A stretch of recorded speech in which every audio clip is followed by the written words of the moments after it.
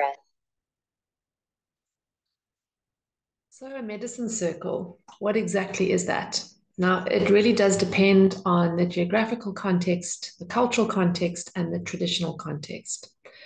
I invite you to inquire into this for yourself, and this can be a journey throughout your life as you acquire more information, more skills, more exposure to other cultures and traditions and places around the world. Allow this to change and allow it to be flexible and fluid. So I'm going to provide one format that can be quite useful to anchor into the natural world. So, based on the foundation of animism, where everything has a soul, everything is alive, which is largely the context that we work within with cacao, where we're acknowledging the spirit of the plant, not only the plant being a living entity itself, but that it has a spirit.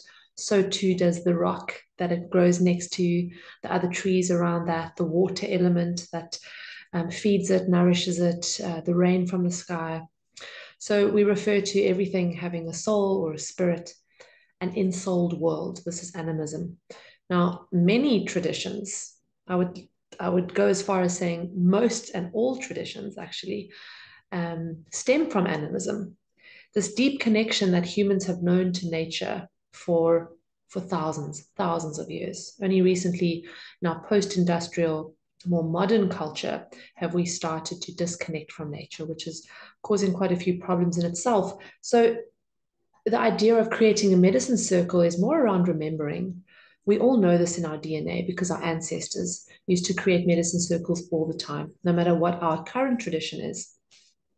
So even if you don't find yourself in an indigenous culture where medicine circle is part of the traditions or the rituals, or you haven't been trained in anything like this, I'm going to provide you with a way of connecting into the natural world and a lovely way to just set up a very sacred, but a very profound and held medicine circle. So it's important that we orientate ourselves into the natural world, i.e., the earth and its cycles or her cycles. So the sun will always rise in the east, no matter where we are on the globe. It'll always set in the west, no matter where we are on the globe. And it's really important that we find these two cardinal directions wherever we are to orientate ourselves into the location that we find ourselves in. So right now I'm sitting in South Africa. I could be having a conversation to someone in England, someone in Indonesia, someone in Australia, someone in the Americas, and we will all acknowledge the east and the sun rising there, the west and the sun setting there. So already here, these are 2 points that can anchor you into a medicine circle, the east and the west. And of course, the other 2 cardinal directions that would then complete that are the north and the south. Now, this does change depending on what hemisphere you're in. I'm not going to get too much into the details of how we would then create the medicine circle because the direction does become important over time. But for starters, just acknowledge the 4 cardinal directions. So you have your east, you have your north, you have your west, you have your south. And you are going to physically map that in the physical space that you want to have your ceremony or your ritual in. So what I normally do is I arrive at a space, even if it's a space in nature, a space at a venue that I'm using for ceremony, a space in my home. Even if I've used that space before or been there and held ceremony before, I first connect into the location. So I literally take my physical body and I sit. I sit down in where I think the center is going to be.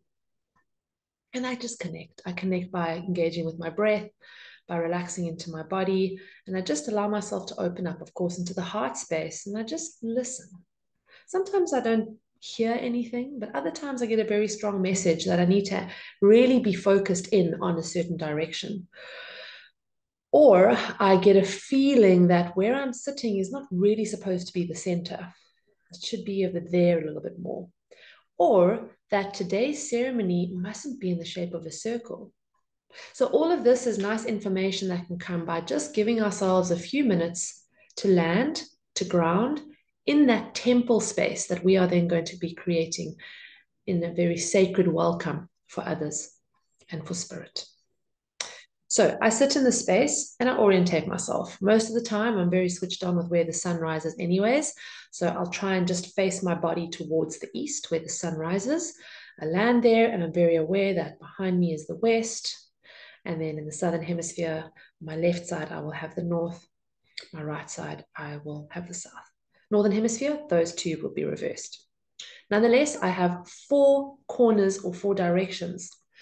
And this can really be a nice way of mapping the circle. Of course, the circle is a circle, right? Where's the start? Where's the end? It doesn't have. That's the whole point of a circle. We're all equal within that, and it's a continuum of life and cycles. But I like to just acknowledge where the east is, where the north is, where the west is, where the south is, either by in the circle or around the edges of the circle, placing objects there. So there'll be 4 main objects there, or having a line of some sorts going from the center to the outside of the circle, in that direction, in that direction, in that direction, in that direction. So if you had to view this from above, you would see a cross, the meeting point of everything in the center where I'm sitting when I begin. Right, now, when I'm holding space, I'm not going to be sitting in the center of that circle. I'm going to be along the edges around the center with everybody else. As a space holder, I'm very conscious of which seat I put myself in, which direction I anchor myself in. This becomes a bit more intuitive over time, but you might want to just for yourself have a little dialogue around this. What does the East mean to me? What are some elements that come up there? Some associations, any spirit animals associated with that space? Any elements? Does fire sit in one particular direction for you? Does water sit very obviously in another direction? So on and so forth. So when I'm deciding where I want to sit within that center space, I can anchor myself in the west, for example, for whatever reason I've decided, or I just feel that that's the place I really want to just be in for the ceremony. And I trust that. I trust the feelings and the intuition, as well as listening to the logic of the mind. Because maybe it's not practical for me to have my back to the door where people are walking in from. But that's where I thought I might be or felt I might want to be.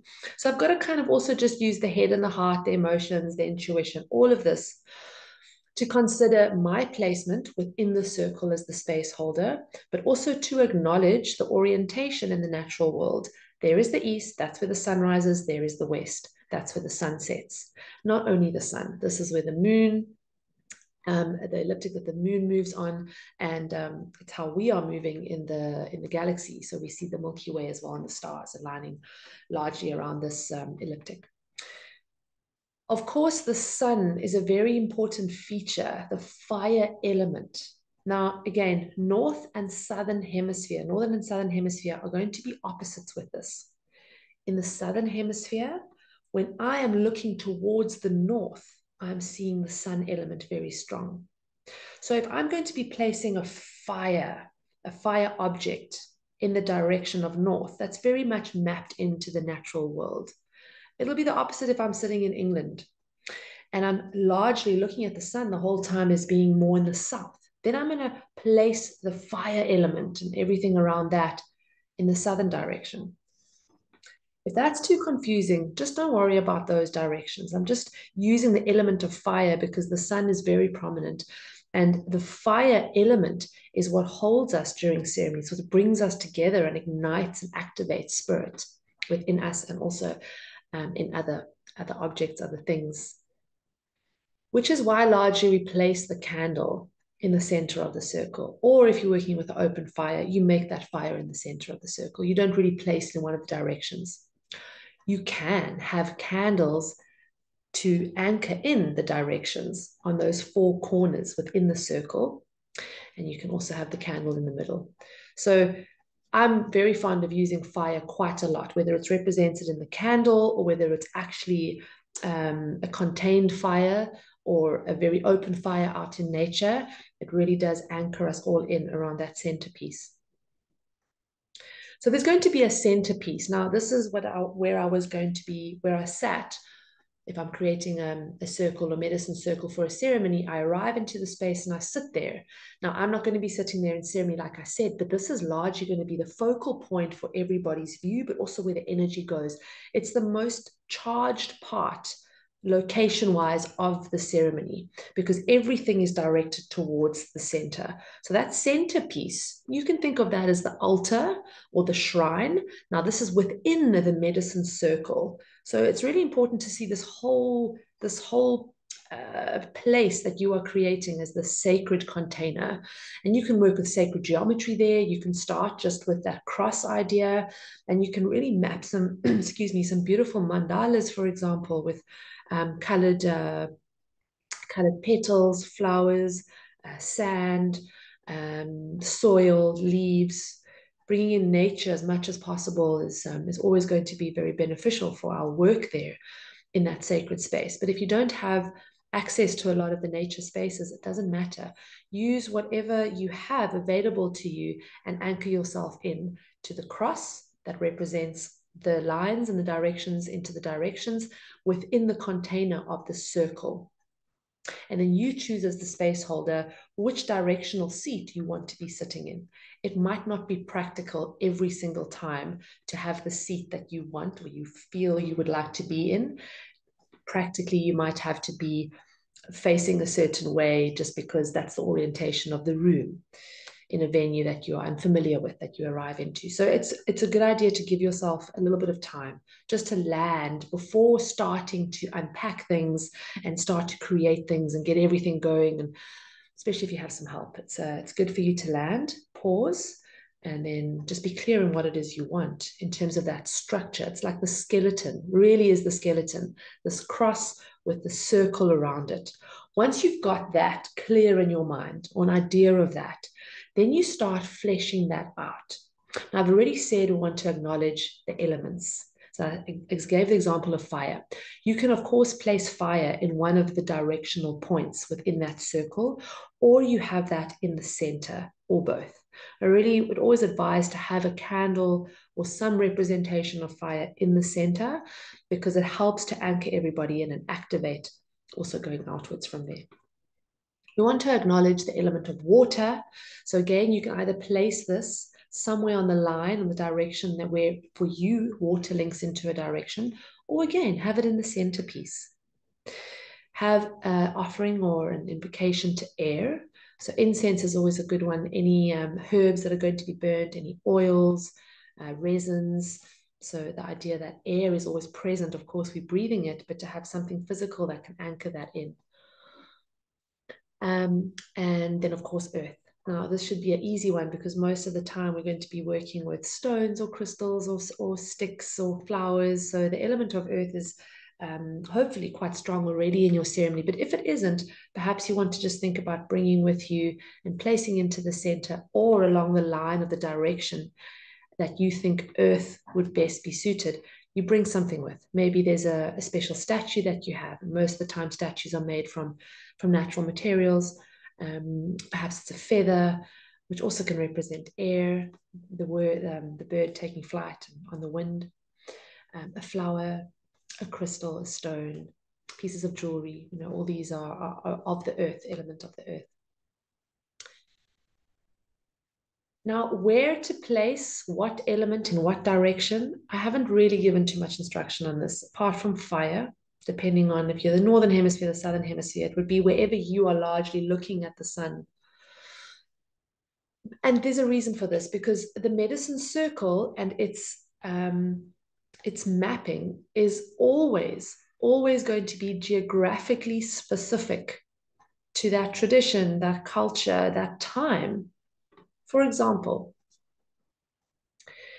if I lived in an indigenous culture where the wind came from a certain direction, let's say the wind came from the direction of the south, and the wind brought in the rains, and this then gave the abundance to the soil that life could just start to grow from. Then there's quite a loaded story already there just for the direction of south. Of course, my people then are going to associate south possibly with the air element because of that wind, but probably more so with the water element because the wind brings the rain. The ceremony to call or invoke that or to acknowledge that will be done at a certain time of year, of course, when that wind starts to blow. So there'll be a very specific ceremony done to acknowledge that turn in the seasons. And this is how ceremony has always been used, to acknowledge the changing in the seasons, to be living with nature and amongst nature, as part of nature, and to either invoke and pray for something, to give gratitude for it. So that's going to be for my people of that time. Now, it could be at the same time, another time, but across the globe, somewhere else, completely unrelated, there would be another culture, and they have a massive body of water, let's say the ocean or a lake, that is in the northern direction for them, depending on where they are geographically located. So for them, the water element is going to be sitting in the north and not the south. The sun rising often is associated with air just because it's the rising up. It's one of the ascending elements. And there's a freshness, there's a newness. There's that first breath of life, of potential. And because the sun sets in the west, no matter where we are in the globe, the west is often associated with certain understanding of entering into the nighttime space, of course, the subconscious, the dream space. And this links beautifully into our work with spirit, with our ancestors. And so there's an element there of water, of allowing the flow into that space, into the dream space, into the subconscious. So there's so many ways that we can link in an element into a direction. What doesn't change, though, are the directions. There will always be an anchoring in to the east, to the north, to the west, to the south. Remember, this is your skeleton, and that's contained within a circle. That doesn't change. Fleshing that out is going to be, or has been historically, geographically and cosmologically specific. So bear that in mind when you start to find information on the internet, or when someone has a very strong opinion of this needs to be done this way. Not always so. It depends on where that information has come from, and that would have been from a peoples that were located and contained in one place. Nowadays, we get to travel a lot. We have access to a lot of information, which is beautiful. So just take it all within context. Coming back to creating your own medicine circle, you can really go as profound as you like with this. You can really get very visual. So like I've already said, bringing in flowers, bringing in parts of nature. These are not only bringing it in to make it look nice, but they're also offerings. They're offering back to the land. On that note, when we are finished with our ceremony, we don't just sweep it all up and chuck it in the bin. Anything that's biodegradable, that's an eco-friendly offering, take it either later that day or the next day. So collect it all, put it in a bag or a box or a plate, and take it back to nature. If you don't live close to nature, you might want to make a special trip for this. And it's very beautiful. You can create a whole cacao ritual around this. Prepare yourself a little picnic and take yourself off with your journal and gift this back to the land in a very ceremonial way. If, of course, you're having a ceremony in nature and that space can stay there, then everything that gets put into the center of the circle essentially is the offering that stays there. So that's a very beautiful, might not be possible all the time to have context.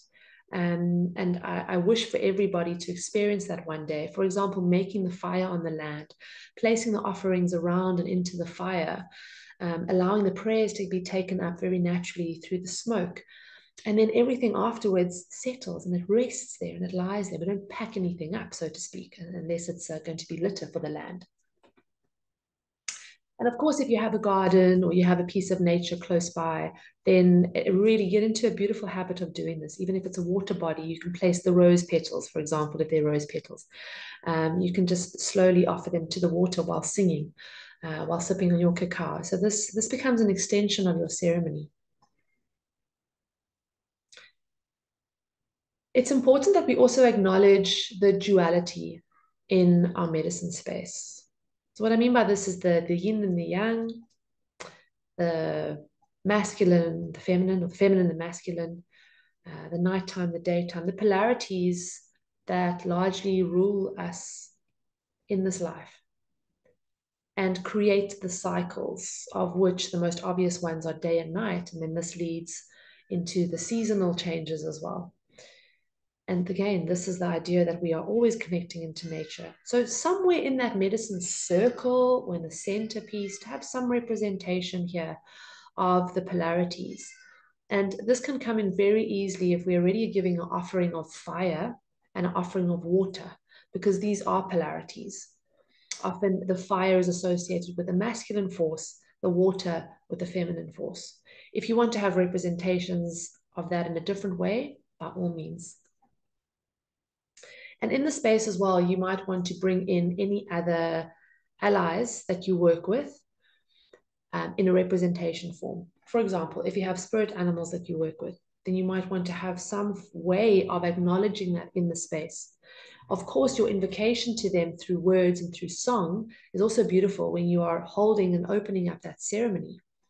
But to actually have a representation of them and build up your altar and your medicine circle kit over time is a beautiful thing to stay connected to. For example, if you work with sacred herbs, you might want to start preparing those herbs a few weeks before to dry them out and make sure they're in the best energetic way that we can be offering them. And the shape within the middle can also change. Now, Chakana is a very traditional shape that you may have seen in some of the Mesoamerican cultures. The circle is the most common one. And then in some of the Asian cultures, there are mandalas, which are also very, very beautiful. All the sacred geometry that comes together here. So this is really just an introduction into creating the medicine circle. You can see how there can just be more and more and more added to this. The most important thing is that it's not empty. We're not just putting something there because we think it looks nice and it's going to impress the people coming. It needs to mean something to us, no matter how bizarre it may look.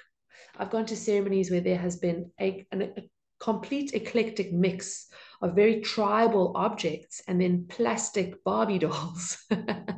And one would think, well, what does the one have to do to the other? But if you had to engage with the space holder afterwards, they'd be able to kind of explain why those objects are there for them and they're important. They help us as a space holder to remain more grounded and centered in, because if we are bringing together all our allies and we are seeing them the whole time in ceremony, a reminder to us that it's not just the object there, that object that we're looking at is the representation of the spirit, then it does really help us remain in the connected space. So we are there as a team with spirit, with all our energy allies. And it's a nice thing to introduce this. So the participants that come, they might be very unfamiliar with everything they are seeing there. It can sometimes cause a little bit of a barrier for them just to open up, especially if they have a strong trigger for certain objects. So just to speak to them, exactly like I've shared here, we acknowledge that we are anchoring in from the direction. So we acknowledge the north, the south, the west, the east. We also acknowledge that we're sitting in a circle and that we are all equal here. And this represents the cycles of life. There's a representation and an offering to each of the elements. It doesn't matter where they're placed. They can just be placed in the circle. And you'll speak to the fire, the water, the air, the earth. There's candles as well, obviously representing fire, but that we ignite the spirit in all things when we light a candle. And then the polarities that we work with in here, the day and the night, or the yang and the yin. And working in a ceremony where we are serving cacao and we're working with cacao as a medicine, please have a representation of cacao and the spirit of cacao in your centerpiece in the ceremony. So if you have access to cacao beans, it's a really nice idea to have a bowl with the beans there, or you can create a nice little shape around like a little representation of a mandala with the cacao beans. Please have a bowl there for Ish Cacao, for the goddess of cacao, that either you pour an offering into before your participants arrive as you're setting up that space, or when you come to the drinking ritual with the other humans in the circle, that you also give an offering to Ish Cacao. Another way of working a little bit more traditionally with cacao in the space is to have the polarity there, cacao being the feminine and corn being the masculine. So you could have a piece of corn represented in there, or something that is of the harvest, because Cacao and um, her traditional wouldn't say use, but understanding was that she was the goddess of fertility and also of the harvest. So it's to keep acknowledging the history and the origins, and this can come into the medicine circle and the sacred space we create within that. And also just for us to remain inspired, to keep learning. So I wish you a beautiful setup of your medicine circle. Please remember that there's no right or wrong way of doing this. The most important thing is that it comes from you, from your essence, from your heart. To make beauty is to make sacred. So make it beautiful. Take your time with it. Really take your time to prepare for this space. Bring in any other divination tools you want. If you work with oracle cards, for example, if you throw certain objects that land in certain directions and places, you speak to that, then go for it. If you have other offerings from certain traditions, largely across the world, giving an offering of tobaccos for the ancestors, giving an offering of salt as well for the spirit, giving an offering of water for the dreaming mind. So there's so many beautiful other offerings that we can bring in here that make our space very, very layered with a lot there. At the very least, everyone's going to be intrigued and completely present with what's there. And at the most, they're going to feel the presence of everything there and your authentic connection to it. And they're going to feel that throughout the ceremony as you are able to hold yourself within your team of spirit allies. That's just a representation in the medicine circle that we are going to be creating. So have fun with this.